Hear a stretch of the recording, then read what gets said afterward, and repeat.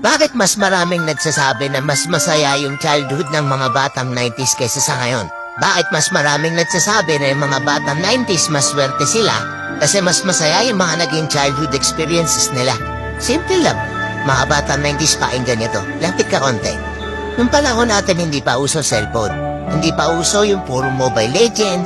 Lalaro ka sa cellphone, manonood ka sa cellphone. Lahat ng laro natin nung bata tayo puro physical. Naalala mo pa ba yung lalabas ka sa hapon para lang makipaglaro sa mga kaibigan mo? Yung tipong nababadtrip ka na kasi nabuburot ka na sa laro. Pero tuloy ka pa rin kasi masaya ka makipaglaro sa kanila.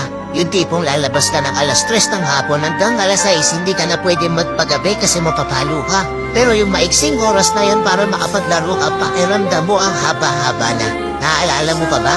Pagdali mo sa eskwela madaling-madali ka kasi may papanoorin ka pa. Oo. Kasi yung mga palabas sa TV noon, puro pambata pa. Puro cartoons, may mga anime pa.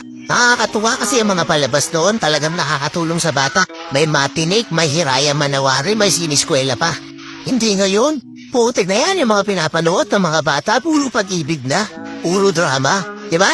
Mapapang umaga ka man o panghapon ka man sa klase, makakapanood ka. Naaalala mo pa ba? Yung nagtutulog-tulugan ka sa hapon sa mama mo para lang makaiwas ka sa palo niya. O teka, naririnig mo ba yun? Oo, paulan na. Gigising ka ng madaling araw, nag-aabang ka ng balita. Then umuulan na, sana walang pasok. Yung tipong kahit hindi pa nag-a-announce sa balita, pag lumakas yung ulan ng ganyan, anak, huwag ka nang pumasok. Manood ka na lang sa TV ha. Maikipagtampisaw ka sa ulan kasama ibang mga bata. Nakakamiss yung mga panahong wala ka pang pinoproblema. Nakakamiss yung mga panahong wala ka pang responsibilidad at obligasyon. Nakakamiss yung mga panahon nung ikaw ay bata pa.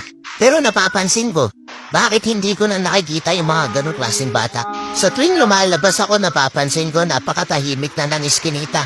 Hapon na, oras na ng paglalaro nila. Pero bakit ganon wala ng mga bata? Nasa na sila? Napokus na sa kaka-cellphone. Hindi na lumalabas ng bahay, mas minaigin alam nilang mag-cellphone at manood ng mga bagay na wala namang kakwenta-kwenta. Iba na talaga panahon ngayon, no? Kasi ngayon yung mga bata hindi na nila ini-enjoy yung pagkabata nila. Hindi na sila lumalabas para makipaglaro sa mga kalaro nila. Nagbabago na talaga yung takbo ng mundo, di ba? Kaya kung ako tatanungin, oo, masaya ako na naging parte ako ng batang 90s na to. Kahit isa rin ako dun sa mga batang napapalo dahil sa sobrang kakulitan ko, hindi ko pinagsisihan yung mga memories ng mga panahong masaya pa akong nakikipaglaro sa mga kaibigan ko. At alam kong ganun din kayo. Mga batang 90s dyan, uy. Alam kong naandyan pa sa puso nyo yung inner child nyo. Tatanungin ko kayo, mas masaya nga ba talaga yung mga panahong hindi pa sikat yung teknolohiya sa mundo? Let's go.